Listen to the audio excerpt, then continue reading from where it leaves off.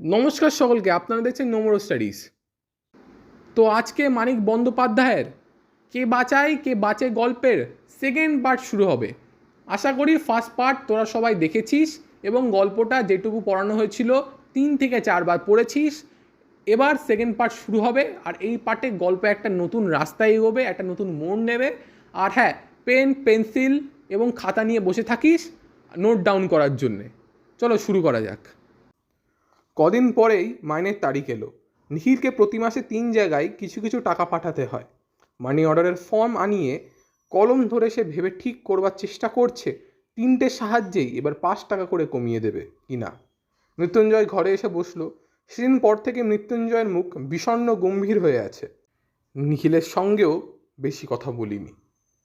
তো ওই সকল ঘটনার পর মৃত্যুঞ্জয় চরিত্রে একটা পরিবর্তন ঘটে।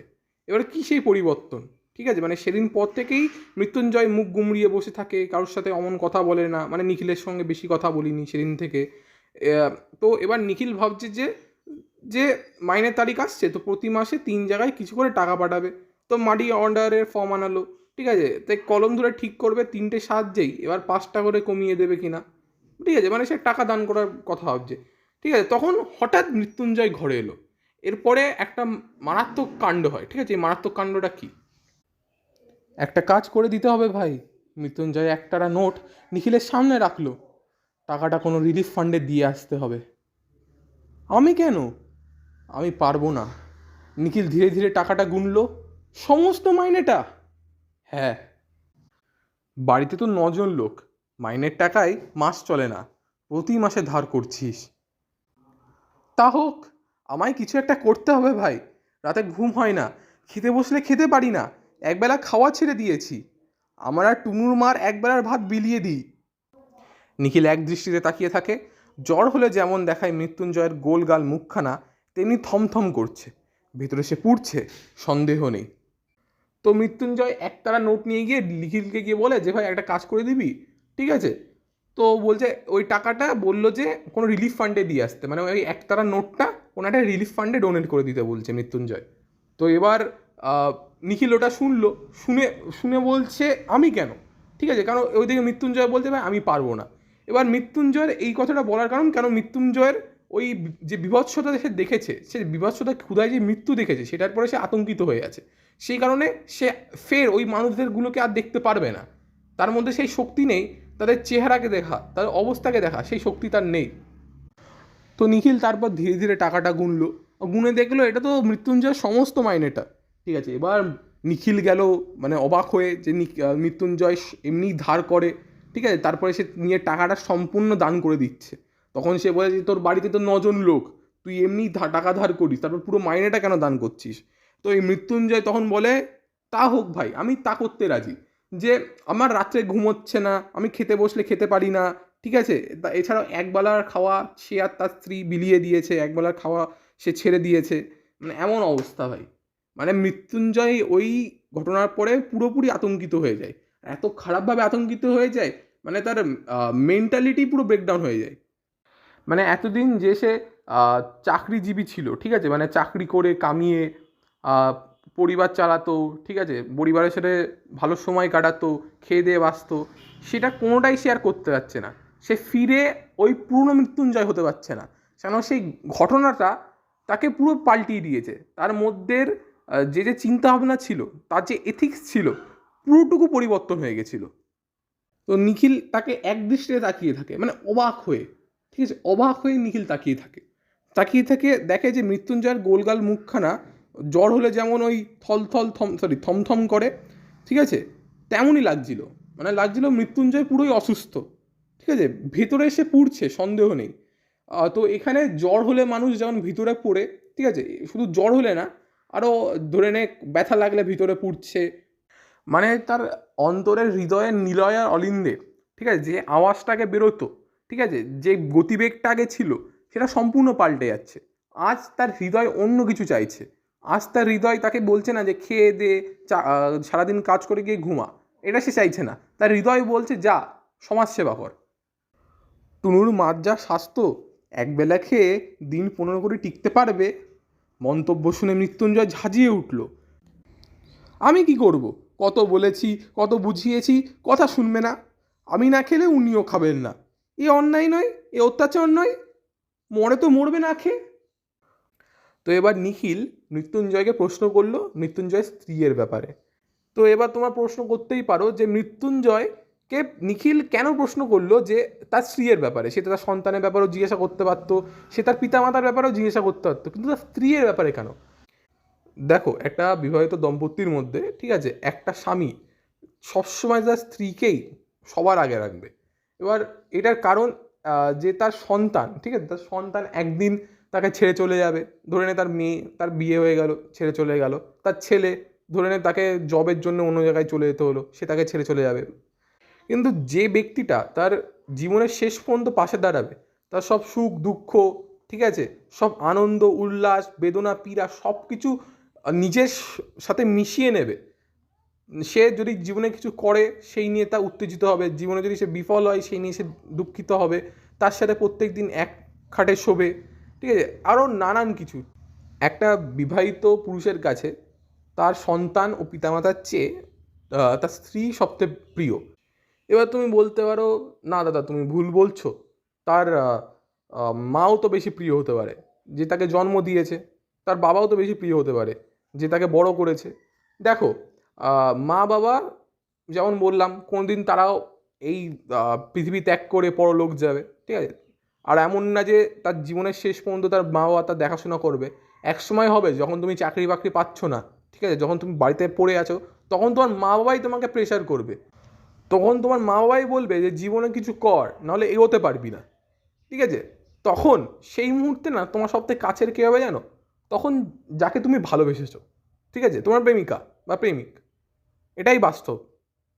মা বাবা জন্ম দিয়েছে ঠিক, কিন্তু যে ব্যক্তি তোমার পাশে চিরকাল থাকবে সে মা বাবা না, সে তোমার স্ত্রী হয় বা তোমার স্বামী হয়।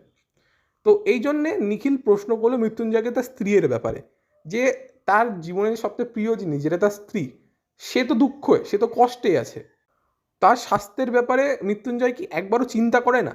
এটাই নিখিলের প্রশ্ন ছিল। তো মৃত্যুঞ্জয় এই কথা শুনে ঝাঁঝিয়ে ওঠে। এবার মৃত্যুঞ্জয় তো সেন্টিমেন্টে বা ইগোতে তো লাগবে, যে ভাই কেন, কেন তুই আমার স্ত্রী নিয়ে বলবি, আর আমার স্ত্রীও বা কি জেদি, কেন আমার কথা শুনবে না? তখন সে ঝাঁঝিয়ে উঠে বলে, আমি কি করব, আমি ওকে যে কত বলেছি কত বুঝিয়েছি কিন্তু শুনবে না। আমি যদি না খাই আমার স্ত্রীও খাবে না, মৃত্যুঞ্জয় বলছে। মানে বুঝতে পারছো স্ত্রী আর একটা স্বামীর বন্ডিং, ঠিক আছে। একটা স্ত্রী যদি না খায় একটা স্বামীও খায় না, একটা স্বামী যদি না খায় তার স্ত্রীও খায় না। এ অন্যায় নয়, এ অত্যাচার নয়, সরি, এ অন্যায় নয়, অত্যাচার নয়, মরে তো মরবে না খেয়ে। লাইনটা আন্ডারলাইন কর, এর থেকে কোয়েশ্চেন আসতে পারে। আর এর আগে আমার আর টুনুর মার একবেলা ভাত বিলিয়ে দিই, আর টুনুর মা আন্ডারলাইন করবি, আর সেন্টেন্সটা আন্ডারলাইন করবি, ভিতরে সে পুড়ছে সন্দেহ নেই, এই সেন্টেন্সটা আন্ডারলাইন করবি, ঠিক আছে। আর এই পার্টটা একটু ভালো করে পড়িস, এর থেকে এমসিকিউ দিতে পারে। তো মৃত্যুঞ্জয় বলে সে তার স্ত্রীকে বোঝানোর চেষ্টা করেছে কিন্তু সে বিফল, কোনোই কাজ হয় না। আর এই সকলকে সে অন্যায় অত্যাচার বলে জানিয়েছে, ঠিক আছে। এবার পরের টুকু, নিখিল ভাবছিল বন্ধুকে বুঝিয়ে বলবে, এভাবে দেশের লোককে বাঁচানো যায় না। যে অন্ন পাওয়া যাচ্ছে সে অন্ন তো পেটে যাবেই কারো না কারো। সে রিলিফ ফান্ড চলছে তো শুধু একজনের বদলে আরেকজনকে খাওয়ানো। এতে শুধু আড়ালে যারা মরছে তাদের মরতে দিয়ে চোখের সামনে যারা মরছে তাদের কয়েকজনকে বাঁচানোর চেষ্টা করার সান্ত্বনা। কিন্তু এসব কোনো কথাই সে বলতে পারিল না, গলায় আটকে গেল।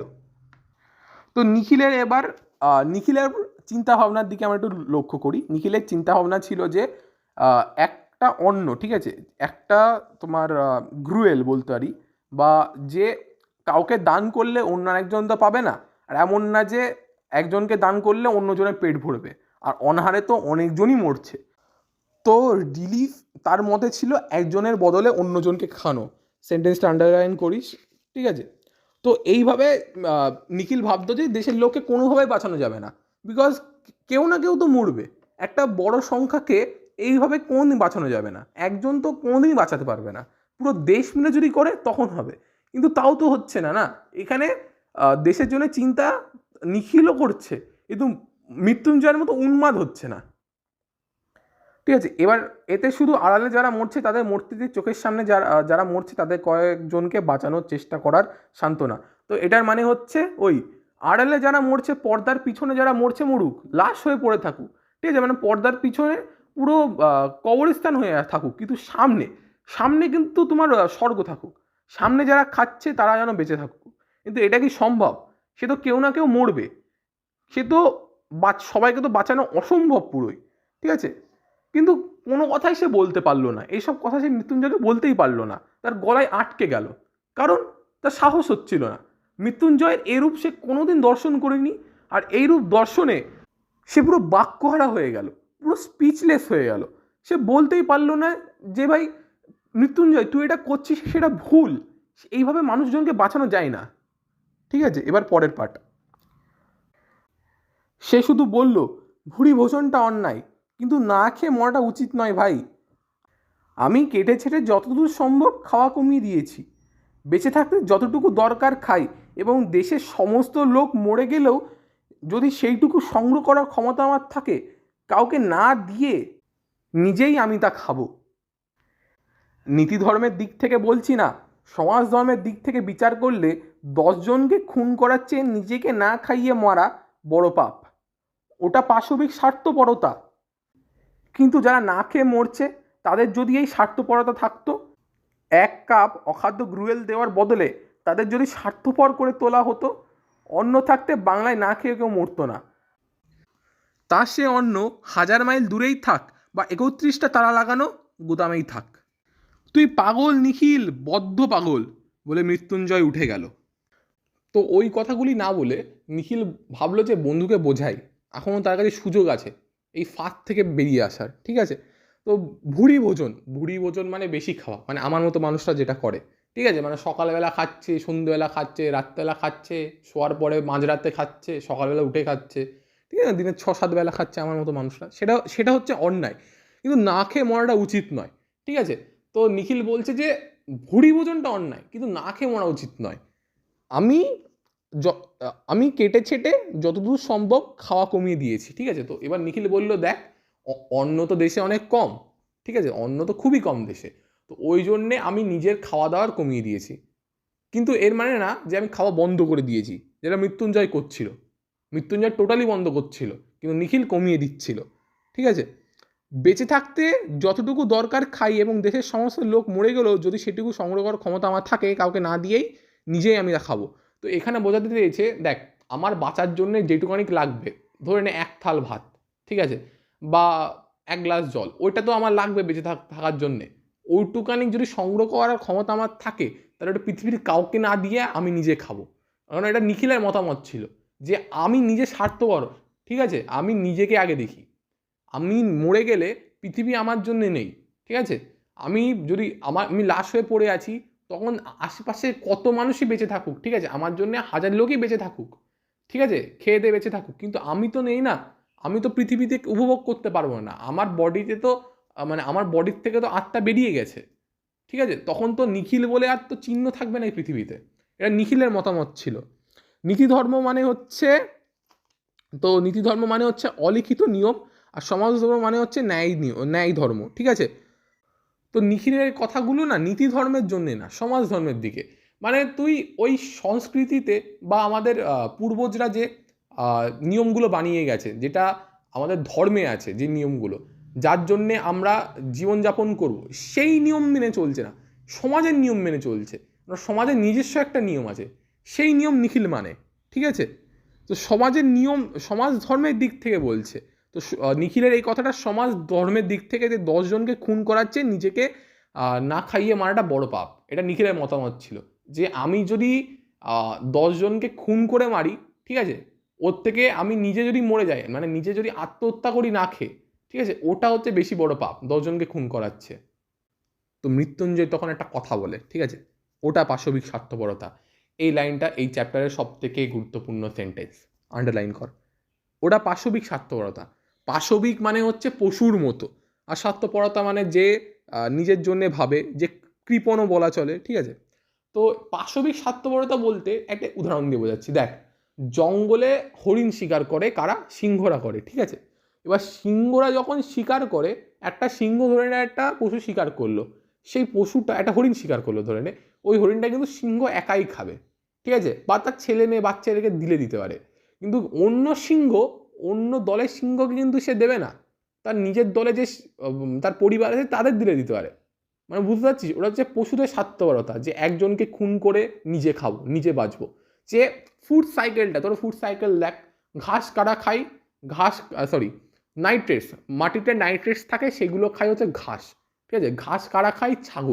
ছাগলকে খাই বাঘ, ঠিক আছে, বা তুই বল সিংহ বল, বা কোনো কার্নিভোরাস মানুষ, ঠিক আছে, বা আমাদের মতো মানুষরাও তো ছাগল খায়। তো তো এই কার্নিভোরাস আর অমনিভোরাসের ডেড বডি কোথায় যায়?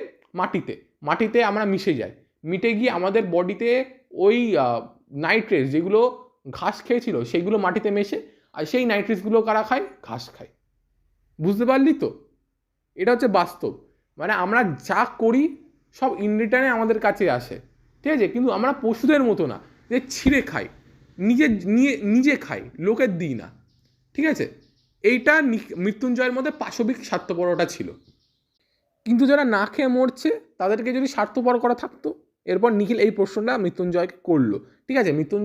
নিখিল বলে যে 1 কাপ অখাদ্য গ্রুয়েল দেওয়ার থেকে তাদের যদি স্বার্থপর করে তোলা হতো, ঠিক আছে, বাংলায় অন্ন থাকতে কেউ না খেয়ে মরতো না, ঠিক আছে। সে অন্ন 1000 মাইল দূরেই থাক, অন্য দেশে থাক, বা 36টা তালা লাগানো গোদামেই থাক।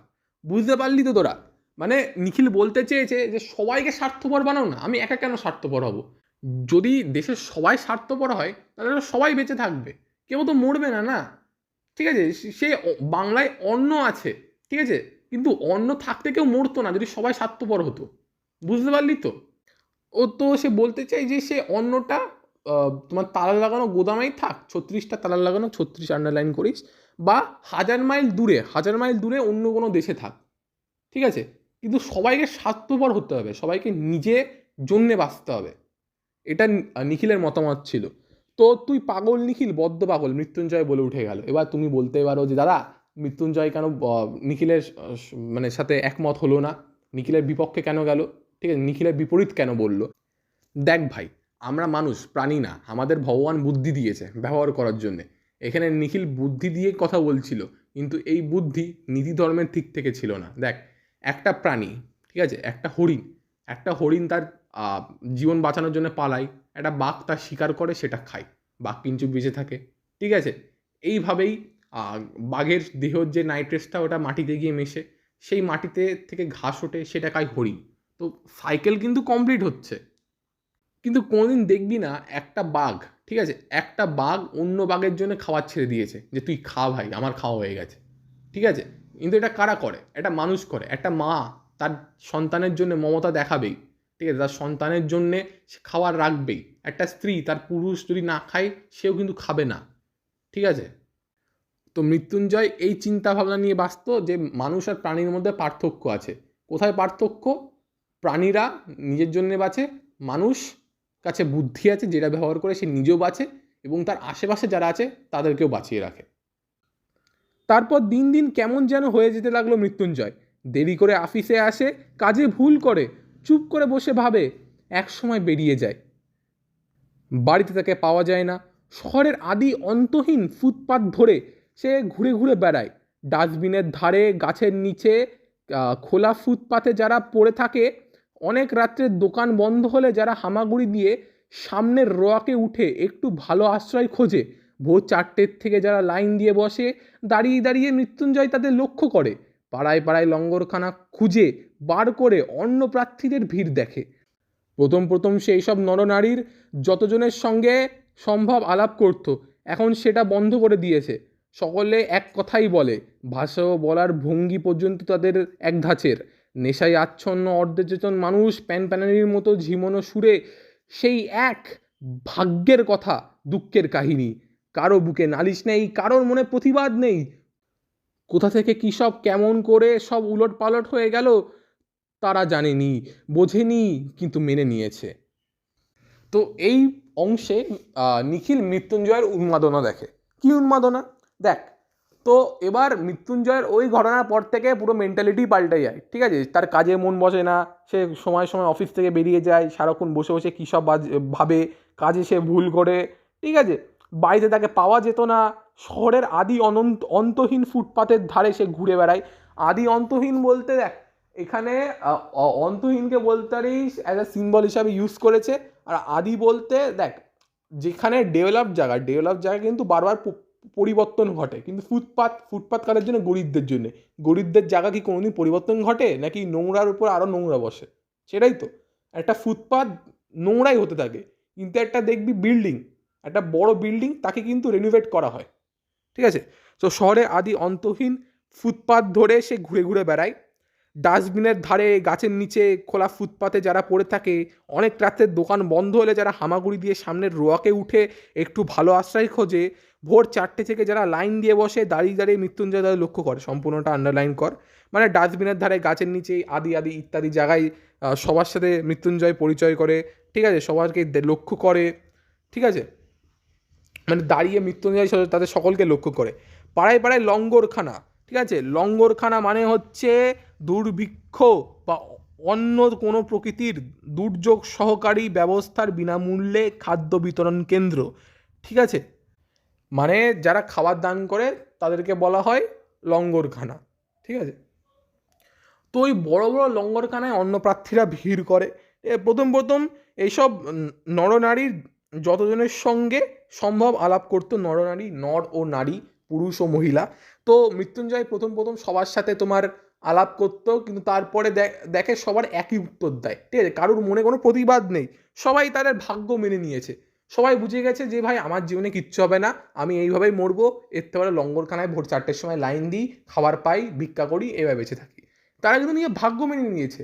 ঠিক আছে? তারা সবাই পরাধীন, তারা নিজে কিছু করতে চায় না। দেখ, গরিব হয়ে জন্মানোটা পাপ না, কিন্তু গরিব হয়ে মৃত্যু হওয়াটা মহাপাপ। এটা ছিল নিখিলের চিন্তা ভাবনা। ঠিক আছে? কিন্তু মৃত্যুঞ্জয় তা না। মৃত্যুঞ্জয় এইসব গরিবদের সাহায্য করতে চেয়েছিল, কিন্তু সেই গরিবদের মনে তো কোনো প্রতিবাদ নেই সরকারের প্রতি। ঠিক আছে? তার দেশের প্রতি কোনো প্রতিবাদ নেই, তারা তো নিজের ভাগ্য মেনে নিয়েছে। একটা মানুষ কখন নিজের ভাগ্য মানে? যখন তার কাছে কোনো শক্তি থাকে না। ঠিক আছে? এই গরিবদেরও সেই অবস্থা। এবার মৃত্যুঞ্জয়ও না, তার মেন্টালিটিও না এই দিকে শিফট হয়ে যাচ্ছিল ধীরে ধীরে। তো লাস্টের আগের লাইনটা, নেশায় আচ্ছন্ন অর্ধচেতন মানুষের প্যান প্যানানির মতো জীবন সুরে সেই এক ভাগ্যের কথা, এক দুঃখের কাহিনী। আন্ডারলাইন কর। কারো বুকে নালিশ নেই, কারোর মুখে প্রতিবাদ নেই, কোথা থেকে কিভাবে কেমন করে ওইসব উলটপালট হয়ে গেল তারা জানেনি, বুঝেনি, কিন্তু মেনে নিয়েছে। ঠিক আছে? যেমন বললাম, পুরোটুকু আন্ডারলাইন করবি। ঠিক আছে? মৃত্যুঞ্জয়ের বাড়ির অবস্থা শোচনীয়। তনুর মা বিছানা নিয়েছে, বিছানায় পড়ে থেকে সে বাড়ির ছেলে বুড়ো সকলকে তাগিদ দিয়ে দিয়ে স্বামীর খোঁজে বারবার বাইরে পাঠিয়ে দেয়। কিন্তু এই বিরাট শহরের কোথায় আগন্তুক মানুষ কোন জঞ্জালের মধ্যে থাকে তারা খুঁজে বার করবে? কিছুক্ষণ বাইরে কাটিয়ে তারা ফিরে আসে। টুনুর মাকে মিথ্যা করে বলে যে মৃত্যুঞ্জয় আসছে, খানিক পরেই আসছে। খবর দিয়ে বাড়ির সকলে, কেউ গম্ভীর, কেউ কাঁদো কাঁদো মুখ করে বসে থাকে। ছেলে মেয়েগুলি অনাদরে, অবহেলায়, ক্ষুধার জ্বালায় চেঁচিয়ে কাঁদে। তো ওই দিকে তো মৃত্যুঞ্জয় পাগল হয়ে গেছে ওই সব মানুষদের, যাদের ভাষা এক, যাদের কথা বলার ধরন এক, যারা নিতান্তই গরিব, যারা ভোর 4টায় লাইন দেয়। মানে ওই ভিখারিদের সাথে থাকতে থাকতে মৃত্যুঞ্জয়ও পুরো ভিখারি হয়ে যাচ্ছে, পুরো উন্মাদ হয়ে যাচ্ছে। ঠিক আছে? আর এই দিকে তার বাড়ির অবস্থা পুরো শোচনীয়। ঠিক আছে? তার বাড়ির অবস্থা পুরো জীর্ণ হয়ে যাচ্ছে। তো ওইদিকে মৃত্যুঞ্জয় স্ত্রী মানে টুনুর মা সে বিছানা নিয়েছে। বিছানায় থেকে বাড়ির ছেলে বুড়ো সবাইকে তাগিদ দেয় যে মৃত্যুঞ্জয়কে খুঁজে আনো, মৃত্যুঞ্জয়কে ডেকে আনো বাড়ি। কিন্তু বিরাট শহরের, আন্ডারলাইন করে, কিন্তু বিরাট এই শহরের কোথায় আগন্তুক মানুষের কোন জঞ্জালের মধ্যে তাকে তারা খুঁজে বার করবে? আগন্তুক মানে হচ্ছে নবাগত বা অপরিচিত ব্যক্তি।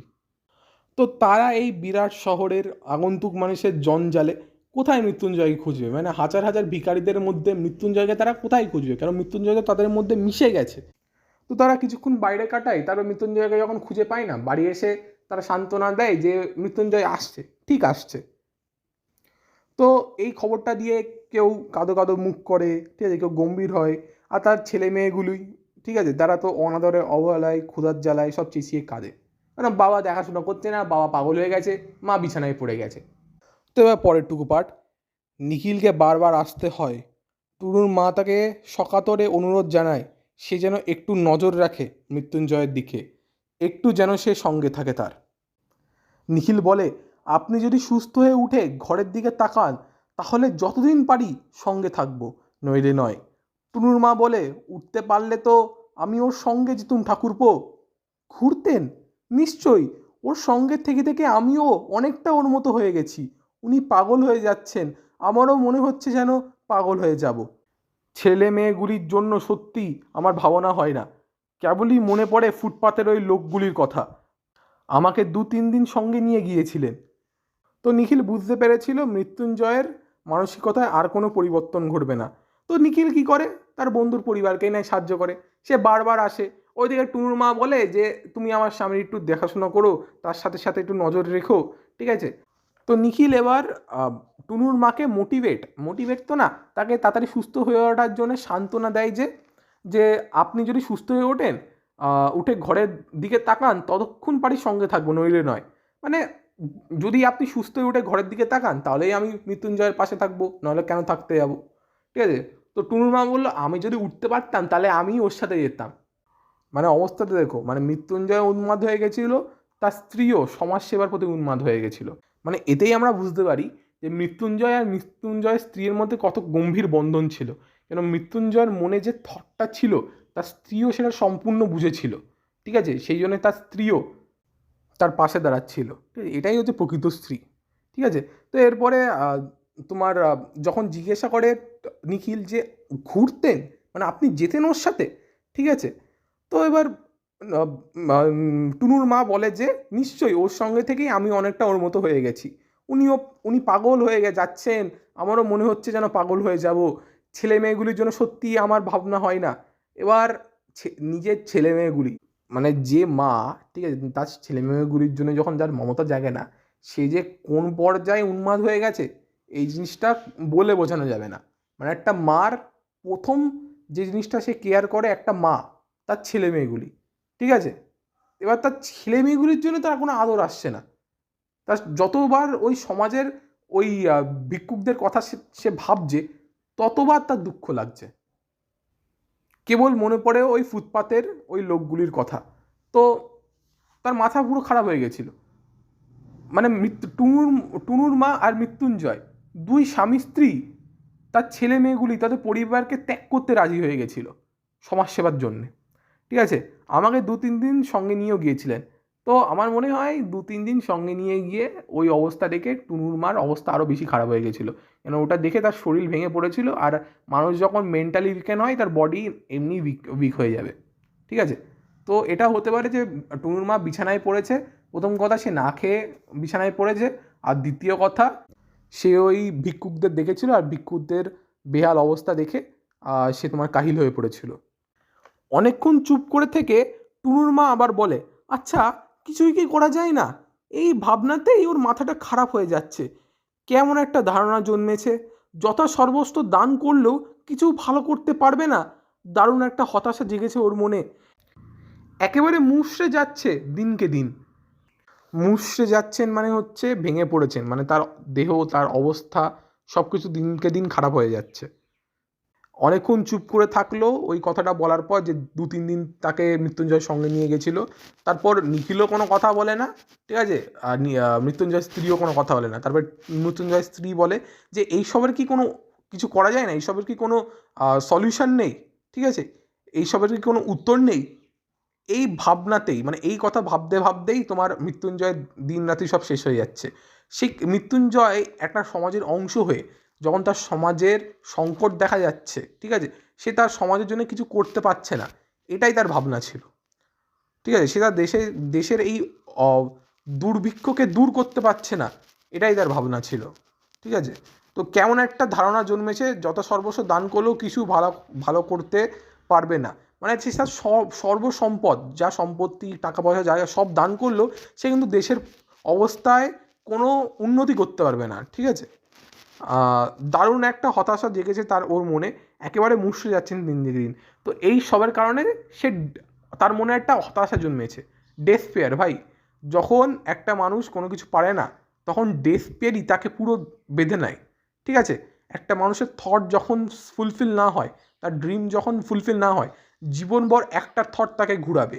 ওই থটটাই হতাশা জন্মাবে, আর ওই থটটাই তাকে ধ্বংস করবে, ঠিক আছে।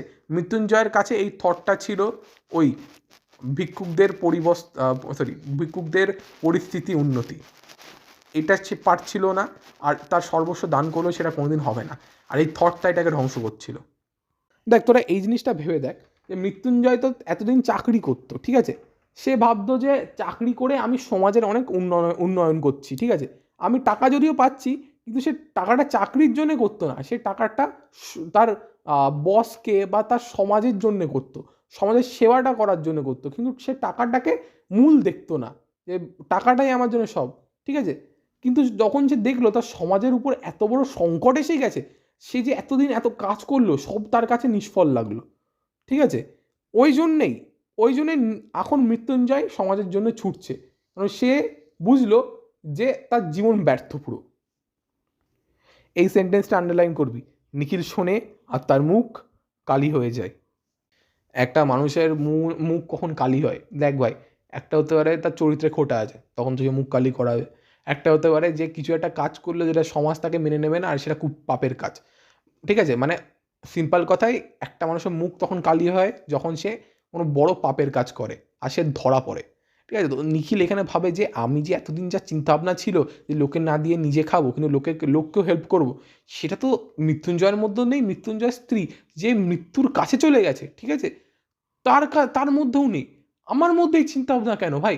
আমি তো পাপ করছি, আর এই পাপটা ধরাকে দিল টুনুর মা। মৃত্যুঞ্জয় যখন বলেছিল তখন সে কানে নিয়েনি কথাটা মৃত্যুঞ্জয়, কিন্তু যখন টুনুর মা বললো সে পুরো কানে নিয়ে নিল, ঠিক আছে, তার মুখ পুরো কালি হয়ে গেল। মানে নিখিলের মতে, ঠিক আছে, নিখিলের মতে না, নিখিল যে এতদিন যা করছিল সে সেটা পূর্ণ ভাবছিল, কিন্তু এখন সে বুঝলো সেটা পূর্ণ না, সেটা পাপ। নিখিল এতদিন শুধু পাপ করছিল। লাস্ট দুটো প্যারা, মানে তোরা অবস্থাটা দেখ, গল্পের শুরুতে কী ছিল আর গল্পের শেষে কী হয়ে গেল। মৃত্যুঞ্জয় অফিসে যায় না, নিখিল চেষ্টা করে তার ছুটির ব্যবস্থা করিয়ে দিয়েছে। অফিসে ছুটির পর সে মৃত্যুঞ্জয়ের কাছে যায়। মৃত্যুঞ্জয়ের ঘোরাফেরার স্থানগুলি এখন অনেকটা নির্দিষ্ট হয়ে গেছে, ঘন্টার পর ঘন্টা সেও মৃত্যুঞ্জয়ের সঙ্গে কাটিয়ে দেয়, ঘুরিয়ে ফিরিয়ে নানাভাবে তাকে উল্টে কথা শোনায়, নিজের আগেকার যুক্তিতর্কগুলি নিজেই খণ্ড খণ্ড করে দেয়। মৃত্যুঞ্জয় শোনে, কিন্তু তার চোখ দেখেই টের পাওয়া যায় যে কথার মানে সে আর বুঝতে পারছে না। তার অভিজ্ঞতার কাছে কথার মারপ্যাচ অর্থহীন হয়ে গেছে। ক্রমে ক্রমে নিখিলকে হাল ছেড়ে দিতে হয়। তো এরপরের ঘটনা কী হয়, যে মৃত্যুঞ্জয় সব কাজ বাজ ছেড়ে দিয়ে, ঠিক আছে, মানে পাগল হয়ে ঘুরে বেড়াচ্ছে। তা তো নিখিল চেষ্টা করে মৃত্যুঞ্জয়ের ছুটির ব্যবস্থা করে দিল, ঠিক আছে। অফিসে যখন তার ছুটি হয়, মানে নিখিলের ছুটি হয়, সে তখন মৃত্যুঞ্জয়ের কাছে যায়। মৃত্যুঞ্জয়ের ঘোরাফেরার স্থানগুলো নির্দিষ্ট হয়ে গেছে, মানে ধরে নে লঙ্গরখানার সামনে লাইনে, বা গাছপালার পাশে, বা ফুটপাতে, রোয়াকে, নানান জায়গায় মৃত্যুঞ্জয়ের স্থানগুলো পুরো এখন নির্দিষ্ট হয়ে গেছে কার জন্যে, নিখিলের জন্যে। তো নিখিল যায়, গিয়ে বোঝায় যে ভাই এইসব করিস না, ঠিক আছে, এইসব সব অর্থহীন। তো নিজের আগেকার যত যুক্তিতর্কগুলি নিজেই খণ্ড খণ্ড করে দেয়।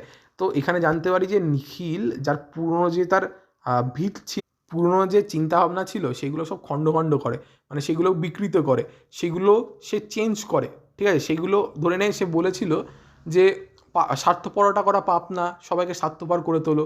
এবার সে সেটা ইম্প্রোভাইজেশন করলো, ঠিক আছে। সে বলছে যে স্বার্থপর হওয়া উচিত, কিন্তু লোকের সাহায্য কর, ঠিক আছে, তারপর নিজের প্রতি স্বার্থপর হওয়া।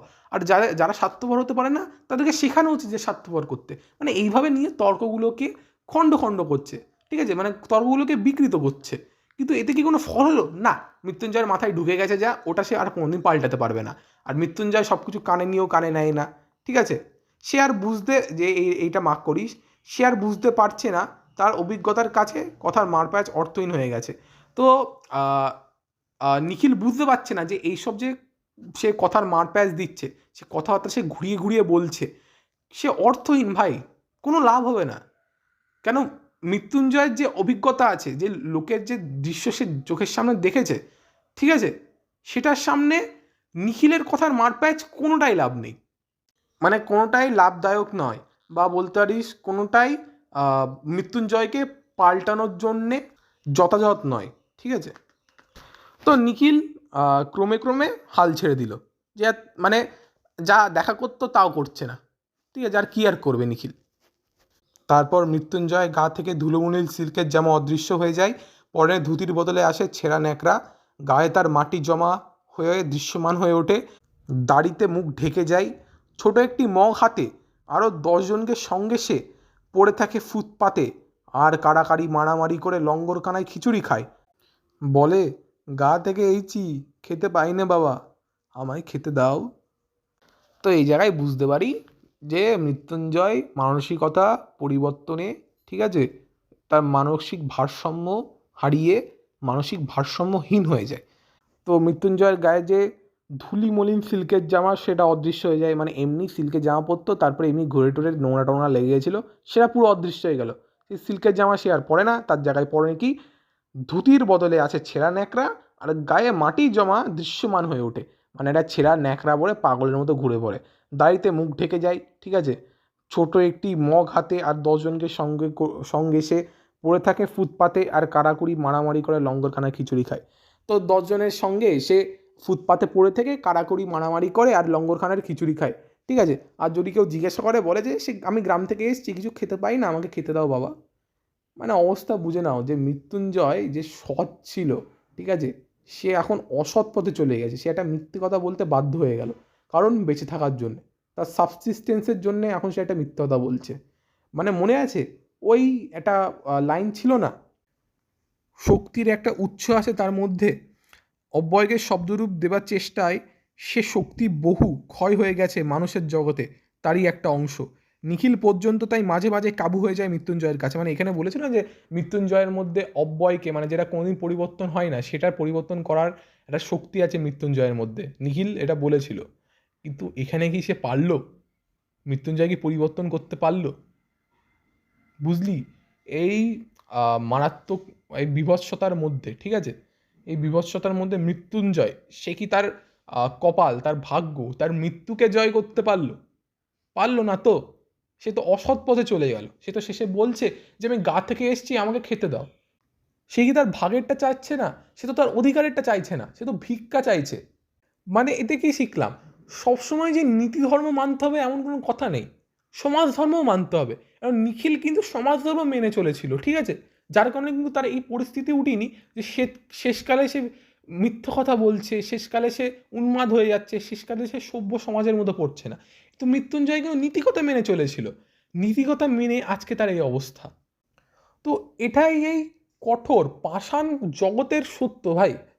কাউকে সাহায্য করতে গেলে সম্পূর্ণ দান করবি না কোনো দিন, তাকে সাহায্য কর। সে তার তোর সব থেকে ঘৃণার পাত্র হোক তোর, ঠিক আছে, সব থেকে পছন্দের হোক, কাউকে কোনো দিন সাহায্য করার থেকে ফিরাবি না। কিন্তু একটা কথা মনে থাকবি, যে এমন না যে আমি নিজেকে ক্ষয় করে, নিজের আত্মাকে ক্ষয় করে অন্যকে বাঁচাবো। একদমই না ভাই, এটার সমাজ ধর্ম।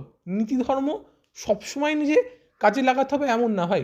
নীতি ধর্ম যদি আমরা সবাই মানা শুরু করতাম না, তাহলে এটা কলিযুগ হতো না, এটা সত্য যুগ হতো। তো এই কলিযুগে নীতি ধর্ম তুমি ব্যবহার করলে স্বর্গ পাবা, কিন্তু এই মর্তে, এই পৃথিবীতে সেই তুমি স্বর্গ পাবা না, তুমি নরকে বাস করবা। মৃত্যুঞ্জয় নরকে বাস করছিল, স্বর্গে না। নিখিল সে কিন্তু মর্তে, মর্তে কিন্তু স্বর্গেই বাস করছিল, কেন তার জীবনে কোনো অভাব ছিল না, শুধু একটা কিছু অভাব ছিল, তার হৃদয়ে ব্যথা লেগেছিল তার বন্ধুর জন্য। আর সেই কথাই সে কিন্তু তার জীবনের শেষ পর্যন্ত মনে রাখবে, যে তার বন্ধু মৃত্যুঞ্জয় শেষকালে এই অবস্থায় পরিণত হয়। ঠিক আছে, এই ছিল গল্প। এই গল্পে অনেক প্রশ্ন আছে, সব কিছু নিয়ে ডিসকাশন পরে হবে। আপাতত তোমরা সবাই এই গল্পটা যে যে লাইনগুলো আন্ডারলাইন করতে বললাম ভালো করে পড়ে রেখো। গল্পটা ওই সেন্টেন্সগুলো মিনিং বারবার নিজের থেকে চেষ্টা করো, এটার মানে কী ছিল, ঠিক আছে, নিজের থেকে বানানোর চেষ্টা করো, যে এটাকে আরও বেশি ইন্টারপ্রিট করার চেষ্টা করো, ঠিক আছে। আর গল্পটা 4 থেকে 5 বার পড়লেই হবে। আর কবি পরিচিতি দেওয়া আছে, নোটসের ভিডিও খুব তাড়াতাড়ি আসছে। থ্যাংক ইউ সবাইকে নিজের গুরুত্বপূর্ণ সময় দেওয়ার জন্য। কাল আবার দেখা হবে।